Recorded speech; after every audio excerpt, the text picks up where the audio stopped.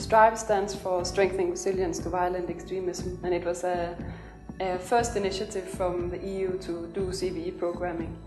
Horn of Africa, and the pilot started 36 months ago. STRIVE was about how to implement, monitor and evaluate CVE programs, and it very much takes the starting point that a CVE project or a prevention project of violent extremism is never the role of one actor alone. Different actors play different roles in the process of radicalization and therefore in a CVE project. Structured around 4 main result areas that basically was focusing around 4 assumptions of what drives violent extremism in the Horn of Africa. So the first one, which is very important, was about the relationship between law enforcement and civil society. We looked at how law enforcement approaches the problem of terrorism and how law enforcement can do better engagement in order to further prevention.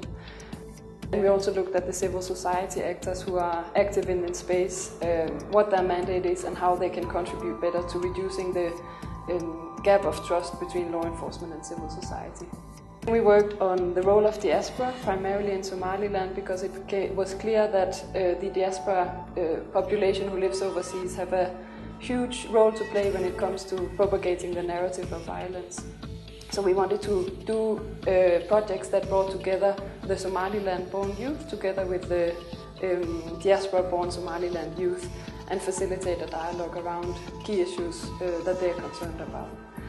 Result area 3 was about looking at the role of women, because it's become clear that women play a key role, but we still needed to understand further how that role is and understand how women are involved in recruitment, in financing, in mobilizing, or even actively participating in the violence.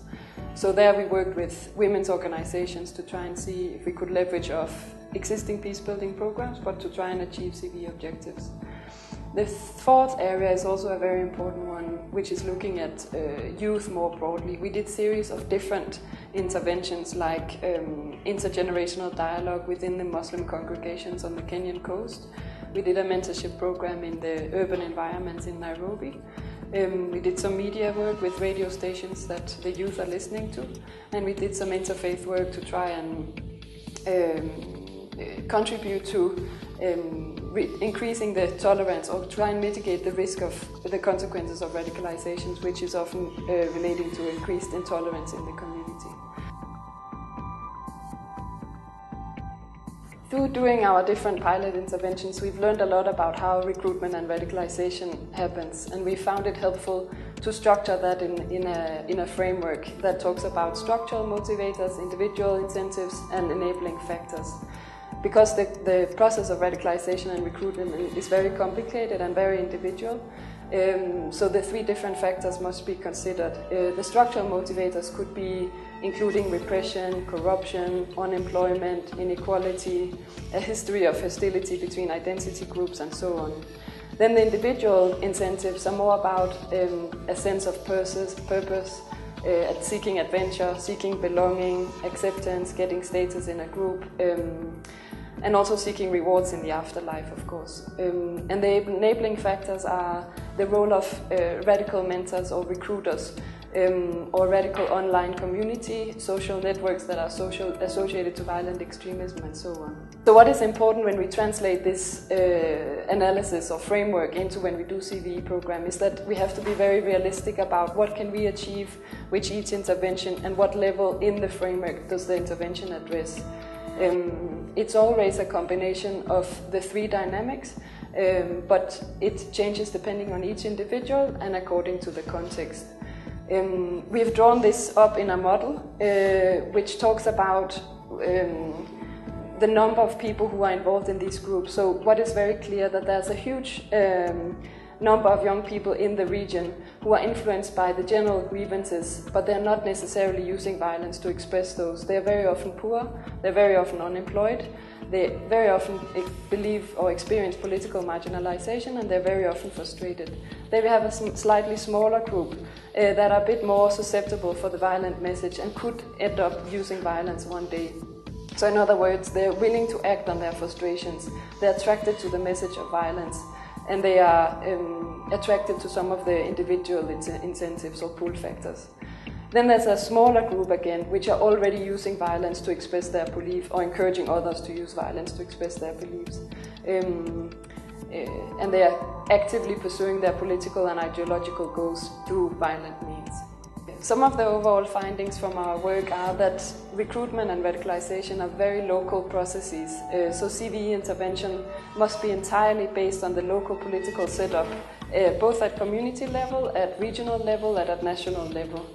As an example, in each region here in Kenya, they have their own separate political dynamics, which violent groups will utilize and tailor their recruitment narratives accordingly. So in northeastern Kenya, for example, there's a lot of clan dynamics that are a part of the recruitment narrative. On the coast, it's very much about land disputes and political marginalization of the coastarian community. In the urban areas, it's more about the overlap between criminal violence and extremist violence. And what is very important when we do CVE program is, if we think back about the model, is that we look at the people in the middle, those who are at risk and on the verge of being willing to use violence to express their views. And that's where we can be likely most effective in achieving the impact we want to have.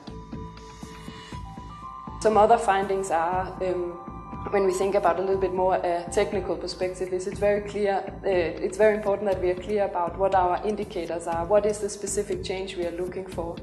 And we must do a lot of research and analysis real time to understand how the recruitment process are flowing and how we can tailor our interventions according to that. It's key that we trial new methods. This is a new area, it's difficult, and we must be ambitious with our impact measurements and our attempts to try and understand how prevention works.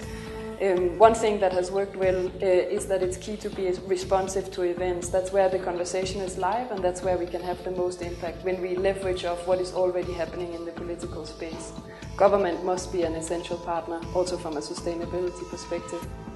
We've worked with the Kenyan government by training different law enforcement agencies, including awareness around prevention, including studies on how radicalization happens and how they can work closer with civil society in addressing this problem before individuals turn violent.